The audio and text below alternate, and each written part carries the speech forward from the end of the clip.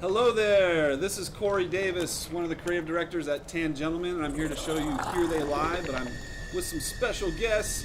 With me are some of the developers from Tangentlemen. Hi, I'm Richard Smith, the art director on Here They Lie.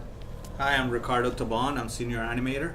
Hi, I'm Stephen Ratter, senior environment artist. And these guys helped us put together this crazy experience that we want to walk you through a little bit here. Now, right here on my left is one of these creatures that you meet down here in these alleyways, who we call the naked others. And you're going to start seeing a few more of these here as we walk across these sort of broken planks and head deeper into the abyss. Yeah, and that's a pie on the edge of that scaffolding. There's a lot of pies. It's dark, It's terrifying. terrifying Pie pie, is delicious. existential pie. Existential Steve, pie what kind of the pie best is it? Yeah, what kind of pie is it? It's an eel pie. An eel pie. That's the stock. That's disgusting. Is that what this guy eats?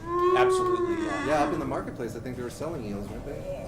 They were, and there's other places where people are baking pies. There's a lot of pie in all of And so that guy just saw that you were coming near his pie, so he threw that trash can off there. That guy's name is The Follower, and he's a really creepy guy. Like, you've already been introduced to sort of the faction that he comes from, which I mentioned is the Naked Others that have these antler horns, but he's an outcast from that group. Maybe you talk a little bit about how he came to like the style of his movement and things like that. The broken antlers instead of the full antlers. Well, that whole class was super interesting to deal with. It was figuring out how an animalistic, reverting back to an animalistic sort of humanity would kind of look like, and it was hard to come by until Rich, Toby, and a stunt guy called Scott Lang that I work with on Planet of the Apes got together and figured out this weird way to move that would feel animal-like, quadruped-like, but it will still have a human element to it. And then we had him do some really funky stuff too. What are you doing over there? That's not right. That's not right. You don't treat a body slumped over I think he was giving him like that. He's giving him CPR. He's trying to help him out. So all the characters in this game are based off of scans of two individuals, and that was a kind of willful thing that we did to show that it's almost like a dark Adam and Eve type of thing, where everyone they hear is and like in a dream where you're seeing recurring characters or irrationally repeating characters. It has that. And this one starts following you around. That's what's happening here. Basically, is we just scared him out of his little lair there. It's also interesting the way that you guys went around and scanned a bunch of like trash and even sleeping locations that have been left around Los Angeles and things like that, and got his sort of flavor into this realism zone for the game as well. Yeah, I'd been playing around with photogrammetry for a while as a kind of off-site hobby, and I really liked the work that DICE had been doing in this mode where they're kind of capturing the world and bringing it into their games. And I was like, man, we got to get some, because it's almost like like Jim Jarmusch, how he does his movies. He wants it all to be very authentic and kind of have some connection to him directly. So I was like, all right, we're gonna, let's try and do the video game version of that. And I think that's it's one of the good feelings in the game, is that sense that they're not separate from the world. It's like you can recognize what you see in this. The world is in the game. Yeah, exactly. And so, Steve, what's all this weirdness here? What are these cables and all this? Yeah, is this hair? Are these veins? It looks like in a jungle, ropey vines. Ooh, we should swing on it. It's an overgrown, out of control version of humanity that's sort of lost or forgotten, and that's come to reclaim. It's creepy. Yeah. Someone exploded right there. It's like the no straight hallways, or we're trying to kind of make everything's got a Dutch angle to it. Everything's kind of a little awkward. It's twisted, and it's like a nightmare. Like you were mentioning the Jim Jarmusch movies. My personal nightmares are a lot like that, where like I feel like I'm legitimately believing that I'm in a space, and then something like that happens, totally. where this guy just crawled by on all fours. Who the hell was that? Yeah, David Lynch as well. When you turn there, you'll see that it's not just like a straight-on crawl, but there's a lot of craziness going on and a lot of weird kind of spinning, sort of flipping. It kind of makes you like, what is that? What's he about? What's his deal? Exactly.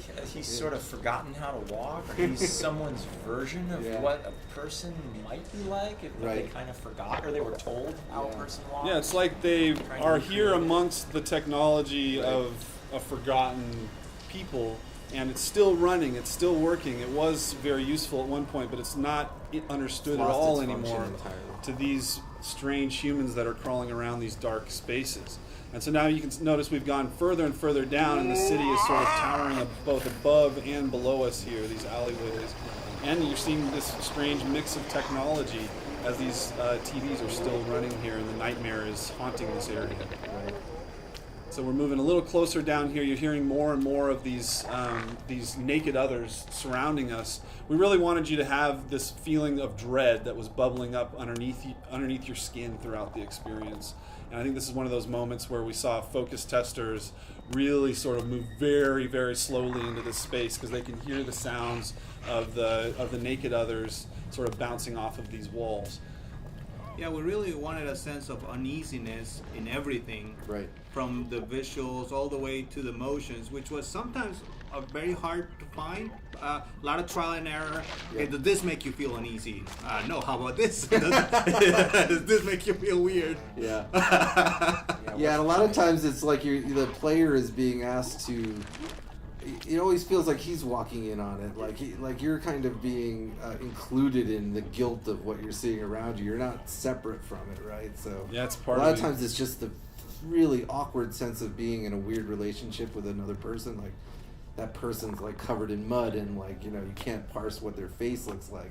Yeah, it was really amazing when we went from sort of the gray box look of these areas to filling them out with scanned real world objects and texturing them, and then getting those characters in the world that are the same scale as you as the player, and feeling like they're actually there inhabiting this world just like you are. We wanted to push that as far as we can. Oh man, this is pretty interesting. This is Rich, our director. That's actually his motion. Yep. Which is one of my favorite parts of the game, because it's in the early days it was going to be us. It was just going to be us doing the motions, doing everything in the game, and then we got professionals to get involved with the stunts and the movement. But a lot of that original motion, a lot of that original animation did make it into the game. You have Rich jumping at you. You have actually myself is the player's motion set.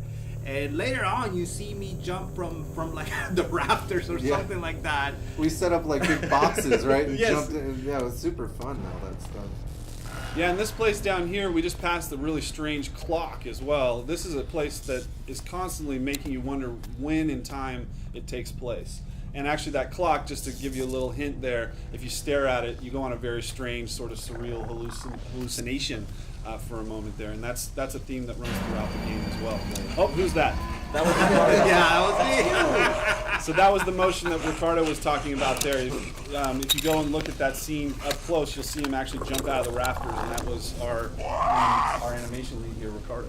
Yeah, and another thing that I really love about the evolution of the animation of the game is at first the game was going to be just like pre-can animation kind of things happening to you that would kind of put you on ease.